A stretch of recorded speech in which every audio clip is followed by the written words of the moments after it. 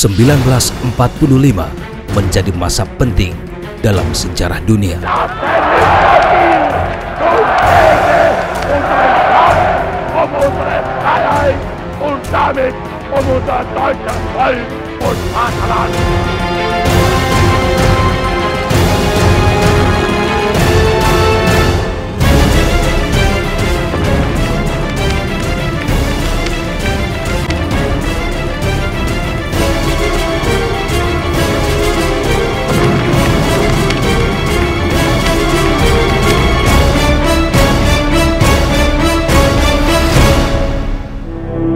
Periode ini sekaligus menjadi babak akhir dari Perang Dunia Kedua. Are contained in the instrument of surrender now before you. In the instrument of surrender now before you. Proklamasi. Di tengah kemelut dunia, bangsa Indonesia memproklamasikan kemerdekaannya. Namun perjuangan bangsa Indonesia belum berakhir. Kemerdekaan ternyata belum dapat dinikmati seutuhnya.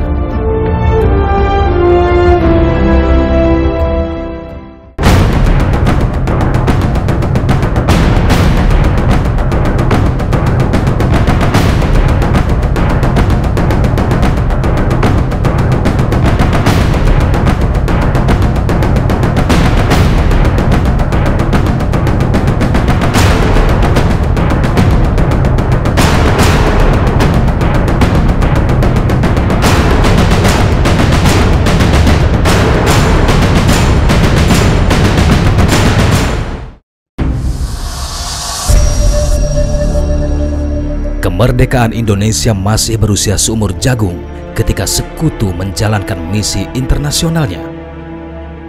Di bawah komando Lord Mountbatten, tugas mengurus tawanan perang dan pelucutan tentara Jepang dijalankan oleh Allied Force Netherlands East Indies atau AFNI. Untuk daerah Sumatera dan Jawa, pimpinan tugas AFNI diemban oleh Letnan Jenderal Sir Philip Christison.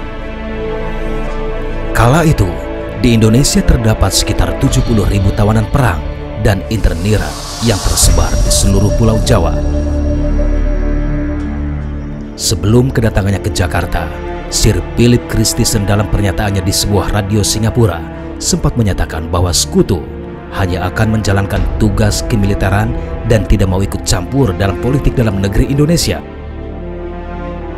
Tidak mengetahui rencana Sekutu dan Belanda di balik misi pemulangan tawanan perang dan pelucutan tentara Jepang, bangsa Indonesia awalnya tidak menentang kedatangan Sekutu.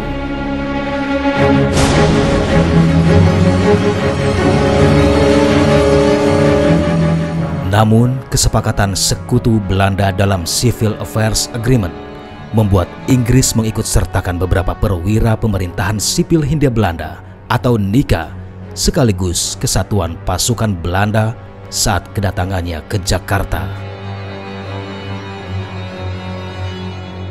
Sebelumnya, pemerintah Belanda melakukan serangkaian lobi dan pertemuan dengan pemerintah Inggris. Hasilnya, pada 24 Agustus 1945 disepakati oleh Sekutu dan Belanda bahwa wilayah Hindia Belanda yang berhasil direbut Sekutu akan diserahkan tanggung jawab sepenuhnya kepada pemerintahan sipil Hindia Belanda atau NIKA. Lord Mountbatten sebagai pemimpin Southeast Asia Command mengeluarkan surat perintah kepada para komandan divisi. Kalimat dalam surat perintah ini kemudian berakibat fatal bagi rakyat Indonesia, terutama di Surabaya.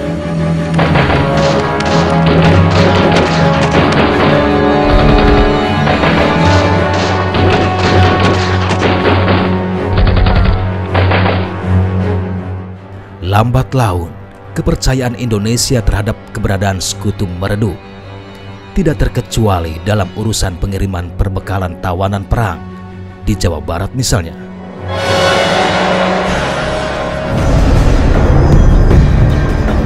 (21 November 1945), tanpa pemberitahuan kepada pihak TKR, Sekutu mengirimkan perbekalan untuk para tawanan di Bandung dengan menggunakan kereta api melalui jalur Cikampek. Alhasil, di tengah perjalanan, Sekutu yang terdiri dari belasan tentara Gurkha Rifle diberhentikan dan dihadang oleh resimen TKR Cikampek. Peristiwa Dauan itu terjadi ketika satu lokomotif yang memuat logistik Inggris berjalan dari arah Jakarta menuju Bandung, dan ketika dicegat lepas dari stasiun Cikampek oleh pasukannya Resimen 5 yang pada waktu itu dipimpin oleh Letnan Kolonel Mupreni, yang mencegat waktu itu adalah Letnan Priyatna. Mereka bertanya tentang surat izin itu kepada pimpinan rombongan yang waktu itu dipimpin oleh seorang perwira Inggris, kalau nggak salah pangkatnya letnan. Ketika itu ada dialog yang tidak kurang lebih mana surat izin dari pemerintah Indonesia untuk lewat ke Cikampek. Jawabannya waktu itu dari letnan Inggris, apa? Anda menginginkan saya memberikan surat izin kepada pasukan yang waktu itu sudah menang perang gitu. Itu jawaban itu ternyata tidak membuat puas pasukan Letnan Priyatna. Ketika terjadi adu mulut, tiba-tiba menyalak sebuah letusan senjata dari arah gerbong yang waktu itu berhenti. Nah, dari situ mulai terjadi pertempuran yang berakhir dengan meninggalnya, gugurnya sebagian besar pasukan Inggris, yang disisakan cuma 4 orang Gurkha waktu itu, dan langsung ditawan oleh pasukan Priyatna. Itu yang terjadi. Tindakan penghadangan oleh para prajurit TKR Resimen Cikampek tentu sangat beralasan. Kekhawatiran bahwa pengiriman perbekalan APWI ke Bandung rawan berubah menjadi pengiriman bantuan militer mengemuka. Untuk menghindari terulangnya peristiwa Dauan, Markas Besar Sekutu kemudian memilih alternatif perjalanan menuju Bandung. Jalur darat melalui Bogor, Sukabumi, dan Cianjur kemudian dipilih karena dianggap lebih aman dibanding jalur kereta api Cikampek. Namun, diacuhkannya kerjasama operasional dengan Tentara Keamanan Rakyat dalam pengiriman perbekalan tawanan perang oleh Sekutu, tak urung justru menciptakan malapetaka baru.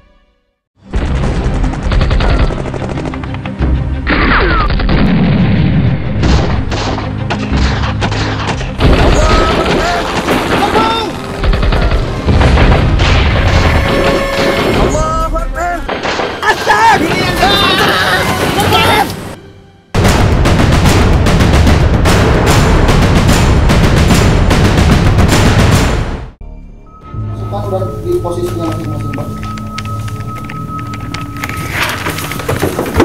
Selamat siang, nih. Mereka. Mereka, Bung. Mereka.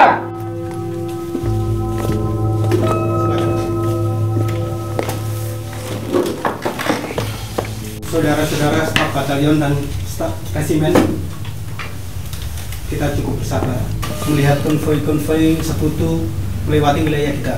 Semakin lama semakin mencurigakan. Dari informasi yang kita dapat, ternyata mereka tidak hanya membawa logistik dan mengurusi tawanan perang. Kita beri pelajaran pada mereka. Kita hadang konvoi mereka.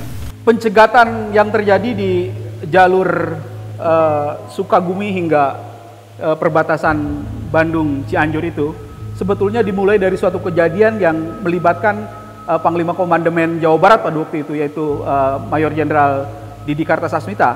Ada sebuah cerita dalam biografinya Pak Didi waktu itu, dalam perjalanan menuju Jakarta dan bersiborok dengan konvoi Inggris pada waktu itu, konvoi Inggris yang akan bergerak menuju Bandung dari Jakarta. Jadi mereka lewat puncak, Pak Didi juga lewat puncak. Nah, itu terjadi macet dan membuat lama. Pak Didi sampai bilang begini, wah ini siapa nih? Kayaknya sebenarnya tentara Inggris kepada pengawalnya ya. Kok nggak ada TKR-nya gitu? Wah, ini nggak bisa dibiarkan. Kesepakatan Sahrir harus dilaksanakan oleh Pak Didi. Pak Didi oke, tetapi melihat kenyataannya Inggris tidak konsisten dengan janjinya, mereka melanggar janji. Akhirnya Pak Didi pun bicara kepada komandan-komandan resimen termasuk Pak Edi. Pak Didi bilang, ya sudah, para komandan resimen yang daerahnya dilewati oleh tentara Inggris, saya serahkan kebijakan kepada Anda. Sekalipun Anda mau menyerangnya, silakan. Atas dasar itulah Pak Edi mempersiapkan penghadangan yang terjadi di awalnya itu di Bojong Kokosan ya. Konvoi Sekutu itu laksana ular berbisa. Kalau kita pukul mulutnya, itu sangat berbahaya. Demikian juga kalau kita hancurkan di ujungnya. Untuk bisa melumpuhkannya, maka kita harus pukul di tengkuknya. Pada saat kepala konvoi ada di Parung Kuda, maka tengkuknya ada di posisi di Bojong Kokosan. Saat itu ujungnya ada di Gombong. Pada saat itulah saatnya kita melakukan penghadangan. Strategi penyerangan disusun. Pasukan Tentara Keamanan Rakyat dibagi ke dalam 4 batalion yang tersebar di sepanjang Jalan Sukabumi hingga Cianjur. Menerapkan strategi memukul tengkuk ular berbisa, lalu taktiknya ada hit and run. Lalu menerapkan doktrin bahwa TKR bersatu Maret. Apapun kekuatan asing dihadapi tidak akan menang. Bahwa Bapak Letkol Edi Sukardi, Komandan Resimen 3 TKR Sukabumi, maupun Mayor Yahya Barum Rangkuti dan Mayor Hari Sukardi adalah tamatan pendidikan peta di Bogor.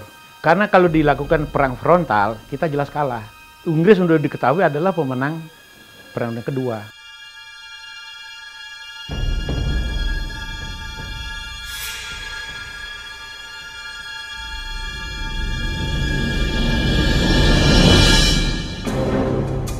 Minggu 9 Desember 1945, hawa perang semakin terasa di ujung gerbang masuk menuju Sukabumi.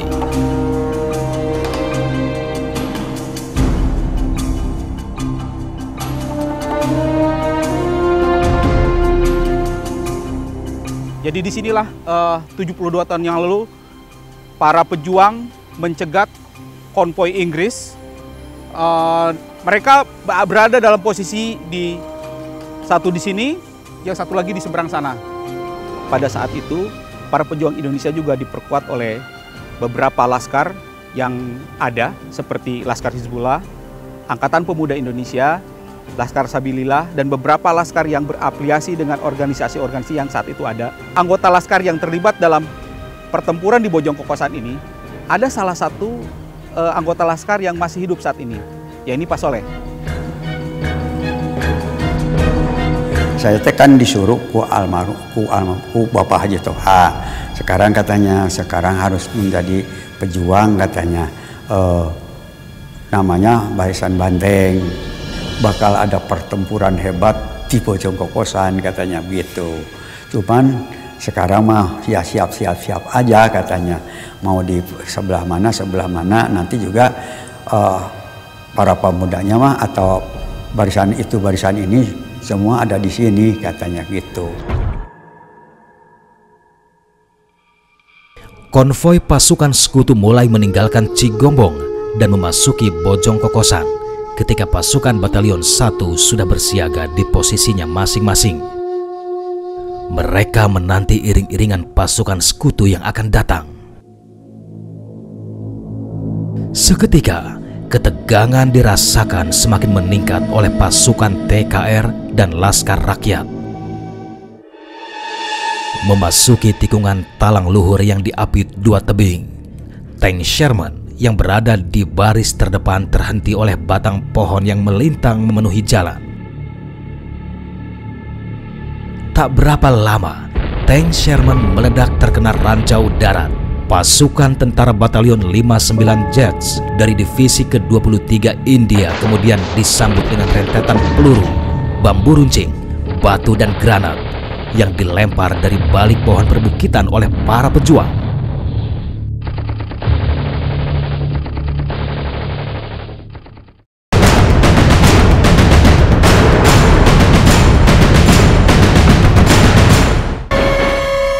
Berbekal 10 butir peluru dari jenis senapan Lanfield yang dipakainya, Soleh muda bersama TKR dan Laskar Rakyat menggempur barisan sekutu. Tak lupa, amunisi berupa granat bambu dipakainya.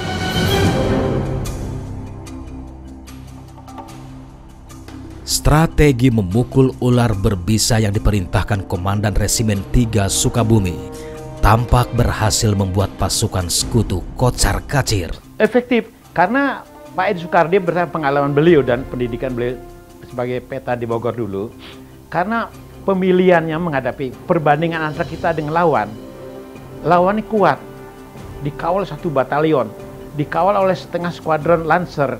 Panjang konvoi ini kira-kira 12 kilo.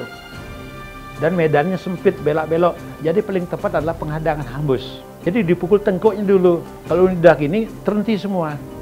Pas demikian terhenti itulah diserang hit and run. Dengan granat, tembakan, habis lari gitu. Taktik sergap dan lari dijalankan. Para pejuang Indonesia menyerang dan kemudian menghilang.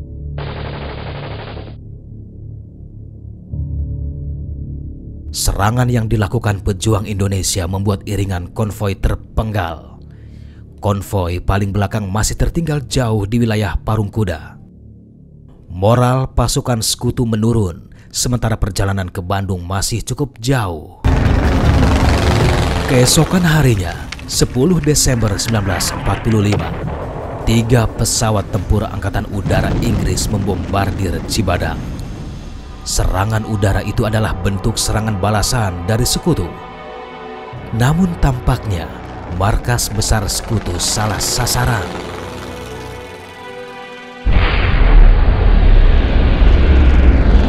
Pada saat 3 pesawat tempur Inggris melakukan pemboman di Cibadak ini, yang ada adalah rakyat sipil dan tidak ada sama sekali tentara.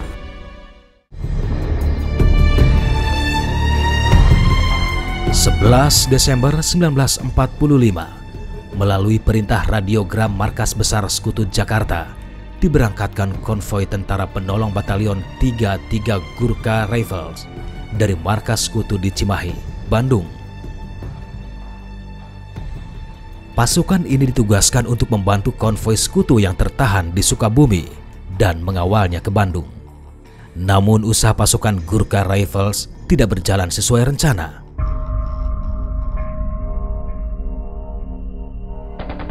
Hampir sama nasibnya seperti pasukan Judge, mereka terus diserang oleh para pejuang. Salah satu perlawanan pejuang Indonesia terjadi di daerah Ciranjang, tepatnya di Jembatan Cisokan. Pasukan pejuang Indonesia menghadang para Gurkha. Setelah berhasil berjalan perlahan-lahan, dengan terus dihujani serangan di setiap titik yang tak terduga. Menjelang malam, pasukan Gurkha akhirnya dapat bergabung dengan konvoi pertama di bawah Batalion Judge. 2 kelompok ini memilih bertahan di dalam kota. Mereka menolak untuk melanjutkan perjalanan sebelum ada jaminan keamanan dari markas pusat sekutu.